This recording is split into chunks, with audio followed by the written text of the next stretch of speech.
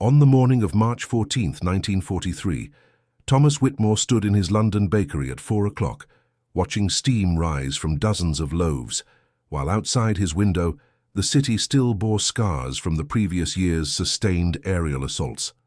The 42-year-old baker had served his community for 20 years, believing his contribution to the conflict effort was simple and straightforward. Keep people fed, maintain morale, ask no questions.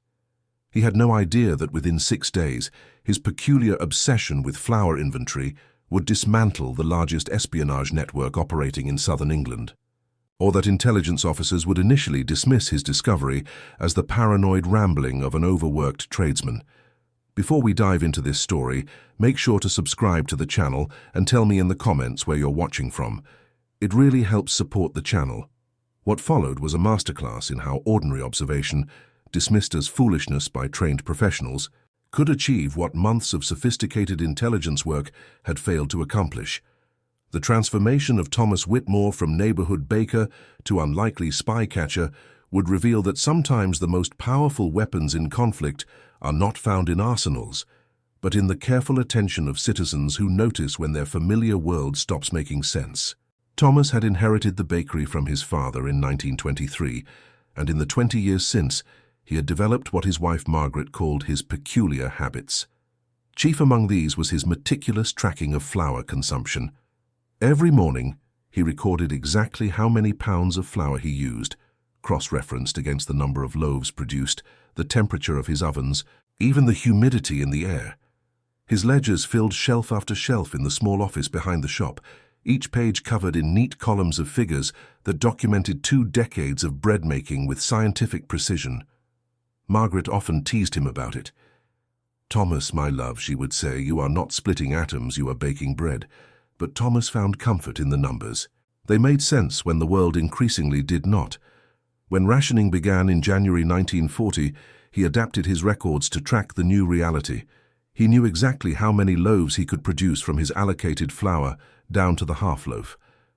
On that particular morning in March, Thomas noticed something odd. His flour delivery had arrived the previous afternoon, as it did every Tuesday and Friday. But when he measured out his morning's supply, he found himself short by approximately 20 pounds. Not a catastrophic amount, but enough to produce 15 fewer loaves than he had planned. He checked his records 3 times. The delivery manifest showed 200 pounds. His starting inventory had been 38 pounds. He should have had 238 pounds. He had 218. He mentioned it to Margaret over breakfast. "Perhaps you miscounted," she suggested gently. Thomas shook his head. He never miscounted. But he let it go. Perhaps she was right. Perhaps the strain of 4 years of conflict, of watching young men from the neighborhood leave and not return, of measuring ever-shrinking rations, had finally begun to affect his precision. Except it happened again on Friday, another 22 pounds missing. And this time, Thomas noticed something else.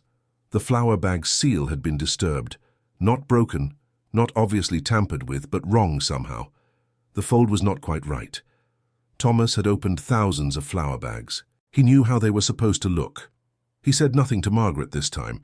Instead, on Friday night after closing the shop, he took a small brush and very carefully dusted the handles of his flour storage room with a fine coating of flour mixed with a tiny amount of charcoal dust. Not enough to be visible to the casual observer, but enough that anyone who touched the handles would carry traces of it on their hands. He also repositioned 3 bags of flour so that they would have to be moved in a specific sequence to access the main storage area. Then he went upstairs to his flat and tried to sleep. Saturday morning at 3:45, 15 minutes before his usual arrival time, Thomas entered his bakery. He moved quietly through the shop and stopped at the storage room door. The handle showed the faint residue of his flour charcoal mixture, smudged by someone's grip. The bags inside had been moved, but not in the sequence he had arranged them. Someone had been in his storage room overnight. Thomas Whitmore was not a brave man by nature. He had never served in any military capacity, having been too young for the previous conflict and too old for the current one. But he was methodical, and he was certain of what he observed. Someone was stealing his flour, and they had access to his bakery after hours. He did not immediately contact the police. Instead, he did something that would later be described by Major Edmund Hartley of Intelligence Operations as either absolutely brilliant or incredibly stupid, depending on which officer you asked. Thomas began marking his flour. He had read somewhere that certain pigments became invisible when mixed into flour, but would show up under specific lighting conditions. He did not have access to such sophisticated materials, but he had something else: food coloring in concentrations so minute they would not affect the taste or appearance of bread, but which he could detect with his trained baker's eye. More importantly, he used different colors for different bags, and he kept a detailed chart of which bags contained which trace colors. Then he baked his bread as normal, selling his daily allotment to his regular customers. And he waited. 2 days passed. On Tuesday, March 23rd, a woman Thomas had never seen before entered his shop just before closing. She was perhaps 35, well-dressed despite the rationing, and she asked for 4 loaves of his standard white bread. Thomas sold them to her with a smile, noting that the bread she purchased came from his Monday morning batch, which had been made with flour from bags marked with trace amounts of red coloring. The woman left, and Thomas recorded her description in his ledger: approximately 5 feet 6 inches tall, brown hair, blue coat, carrying a leather handbag, spoke with what might have been a slight accent that she worked hard to suppress. Wednesday morning, another 20 pounds of flour missing. Wednesday afternoon, a different customer, a man this time, purchasing bread in quantities slightly larger than usual. Thomas noted that this bread came from flour marked with yellow. By Thursday evening, Thomas had documented 7 unusual customers, all purchasing bread in patterns that deviated from normal rationing behavior. More significantly, he had determined that approximately 140 pounds of flour had been taken from his storage over the past 10 days, and that this flour was being used for something other than the bread he sold in his shop. On Friday morning, March 26th, Thomas Whitmore walked into the local police station and asked to speak with someone about a security matter. The constable on duty, a man named Davies who had bought bread from Thomas for 15 years, looked at him with concern. "Are you feeling well, Thomas?" Davies asked. Thomas was not deterred. He explained calmly and methodically that someone was stealing flour from his bakery, that he had marked this flour with traceable elements, and that he believed he had identified multiple individuals who were part of whatever operation was consuming his stolen supplies. Constable Davies listened politely, then suggested that Thomas might benefit from rest. The stress of the conflict affected everyone differently, he said. Perhaps Thomas was working too hard. Perhaps he should close the bakery for a few days, spend time with Margaret. Thomas left the police station. He was not angry. He had anticipated skepticism. Instead, he went to the public library and asked to see a directory of government offices. He found a listing for a department with the deliberately vague title of Supply Coordination and Resource Management. He had no proof this was an intelligence office, but the deliberate obscurity of the name suggested it might be. The next morning, Saturday, March 27th, Thomas closed his bakery and took the Underground to an address in Westminster. The building was unremarkable, intentionally so. He entered and approached a desk where a young woman in uniform sat typing. He said he needed to report a matter of security. She looked at him with the practiced patience of someone who dealt with eccentric civilians daily. "What sort of security matter, sir?" Thomas said. "I have marked approximately 140 pounds of stolen flour with traceable elements, and I can identify at least 7 individuals who are part of a network that is operating without proper ration documentation. I believe they may be agents working for hostile interests." The young woman stopped typing. She looked at Thomas for a long moment, then picked up a telephone and said something too quietly for him to hear. 3 minutes later, Thomas found himself in a small office facing a tired-looking man in his 40s who introduced himself as Major Edmund Hartley. Hartley listened to Thomas's entire story without interruption. When Thomas finished, Hartley asked a single question. "How certain are you of your flour measurements?" "Completely certain," Thomas said. "I have records going back 20 years. I know my inventory better than I know anything else in this world." Hartley was silent for a moment. Then he said, "What you are describing, if accurate, could be evidence of what we call a black bakery. Hostile agents need to eat, Mr. Whitmore. They need bread like everyone else, but they cannot obtain it through normal rationing without creating documentation trails, so they steal flour and bake their own, usually in basement facilities. We have been trying to locate several such operations for months. Thomas felt a strange mixture of vindication and fear. So I am not imagining this. Hartley shook his head. No, Mr. Whitmore. If your observations are accurate, you are not imagining anything. Tell me about these 7 individuals you have identified. Thomas produced his ledger, the pages covered in his neat handwriting describing each person in detail. Hartley studied the descriptions with increasing interest. Then he made a decision that would alter the course of the investigation entirely. He said, "Mr. Whitmore, I need you to continue exactly what you have been doing. Sell your bread as normal. Mark your flour as you have been. Document every unusual customer. Can you do that?" Thomas nodded. "For how long?" Hartley said, "Give me 6 days. I will have surveillance teams watching your customers. Your marked flour will help us track where they go and hopefully lead us to their base of operations. If we move too quickly, we will catch only the couriers. We want the entire network." Thomas returned to his bakery that afternoon and explained everything to Margaret. She listened with widening eyes, then said, "Thomas Whitmore, you beautiful fool. You and your blessed flour records might actually have found something real." Over the next 6 days, Thomas Whitmore's life became surreal. He baked his bread as he always had, but now he knew that every sale was being observed. Hartley had placed watchers throughout the neighborhood, civilians who appeared to be ordinary shoppers, but who carefully noted everyone entering and leaving the bakery. The system Thomas had created, which intelligence officers had initially dismissed as stupid in its simplicity, proved devastatingly effective.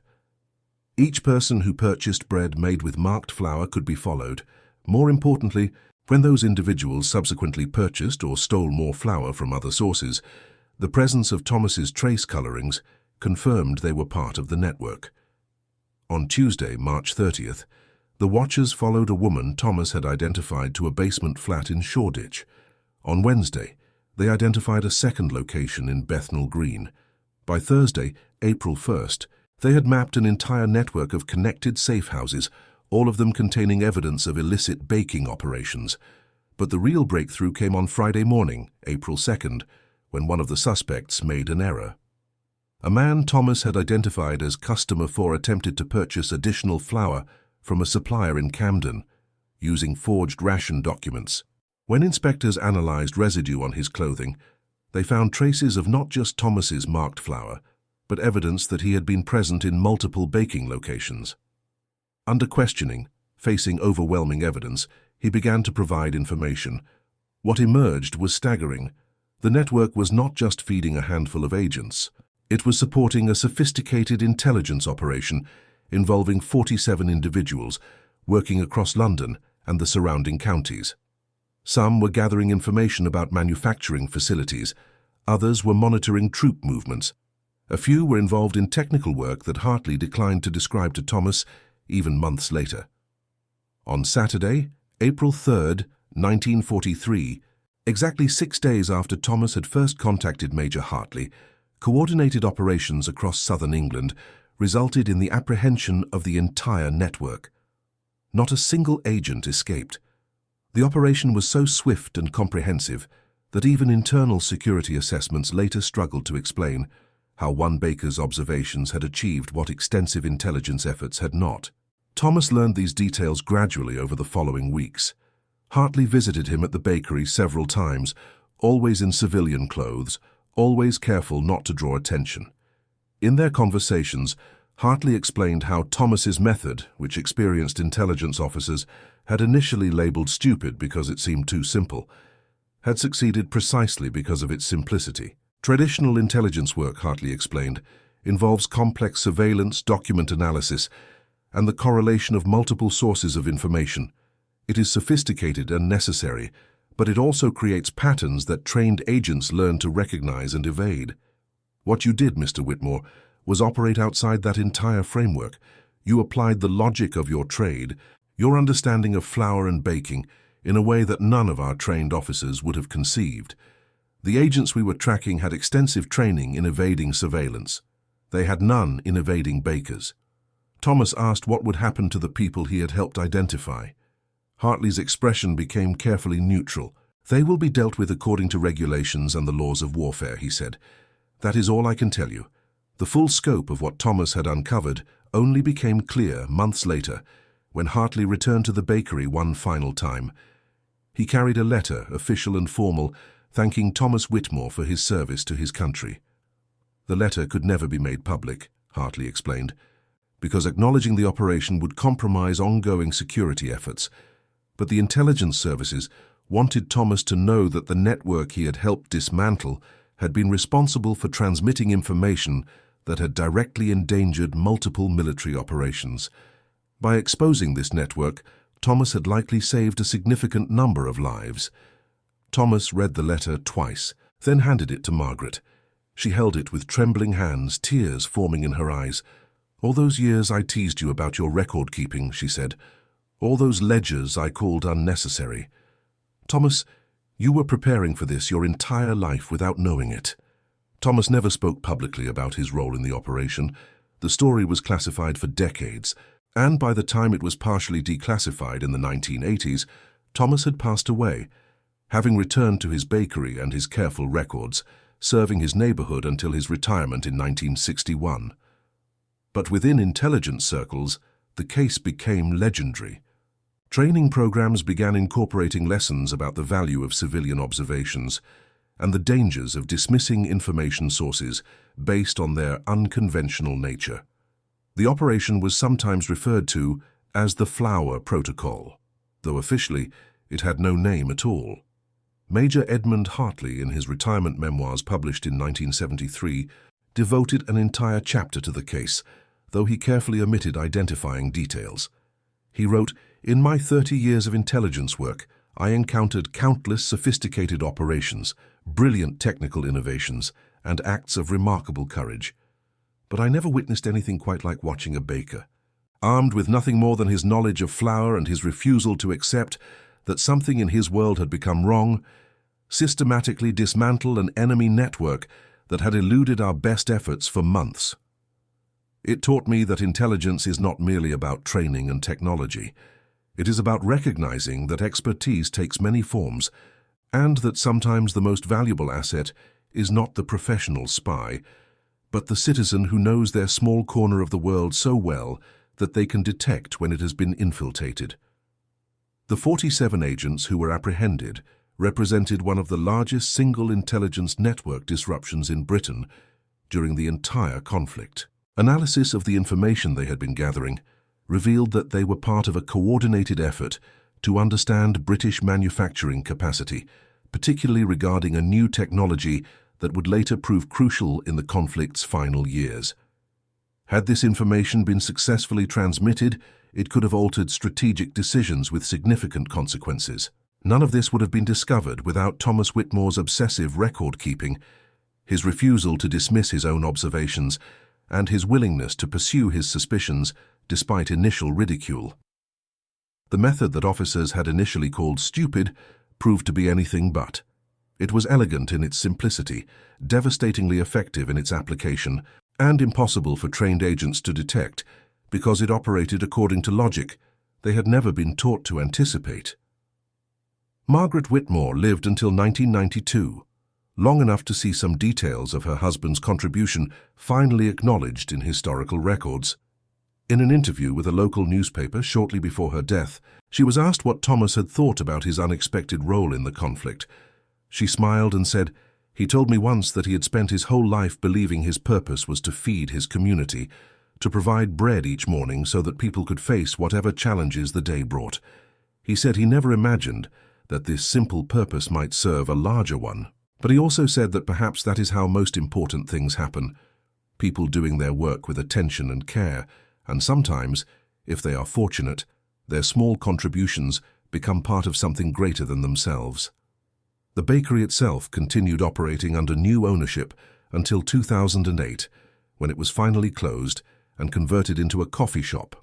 A small plaque near the door notes that the building once housed Whitmore's Bakery, established 1893, but it makes no mention of the events of March and April 1943. The full story remains largely unknown, preserved mainly in classified archives, and the fading memories of intelligence historians who understand that some of the most significant victories are never celebrated with public recognition. And that concludes our story. If you made it this far, please share your thoughts in the comments. What part of this historical account surprised you most?